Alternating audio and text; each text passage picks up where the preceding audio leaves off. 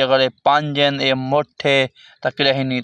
अस्सलाम वालेकुम, मैं हाँ मलिक अव्वल तो तुसां दे यूट्यूब चैनल अज्जू व्लॉग वीवरो। तो दोस्तों असां एक थोक असां एक चीज़ दिखाने पे हैं, उनका मतलब एक नसीहत दी होसी भाई नसीहत आ वजे।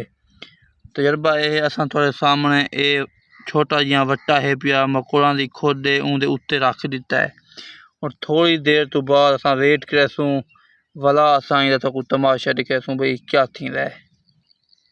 ये देख सकते वे वीवरो। तो दोस्तों मकोड़े अपने खुद साफ कर एक दू मकोड़े जोर लई खड़े लेकिन नहीं हलता पिया। हुण तीजा ते चौथा तलूं लग गया। देख सकते वे 4-5 मकोड़े रल के तो ये साइड ते मतलब अपने घर का रास्ता उन्हें साफ कर दिता है। देख सकते वे अजें घीली वदन थोड़े सामने ये थोड़ा जिहा रह गया तो थोड़ा जिहा छिक गए। देख सकते वे थोड़े सामने तो वीडियो के तौर तक देख सो तो नसीहत कहते पे हैं भाई एक कला होंदा है।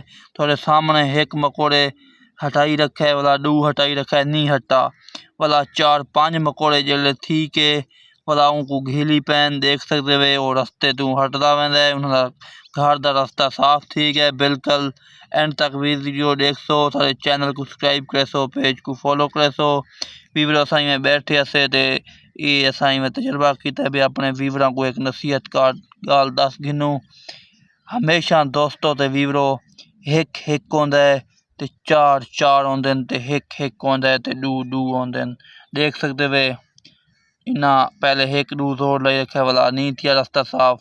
हुण देख सकते वे रास्ता उन्हें 4-5 रल के साफ कर दिता है। ये एक उंगल कली त्रुटी वैसी अगर ये 5 हैं ये मुठे तकड़े ही नहीं त्रुट सकती। साडे चैनल को सब्सक्राइब भी करे सो पेज को फॉलो ही करे सो वीडियो शेयर लाइक लाजमी की करो। अल्लाह तक खुश रख।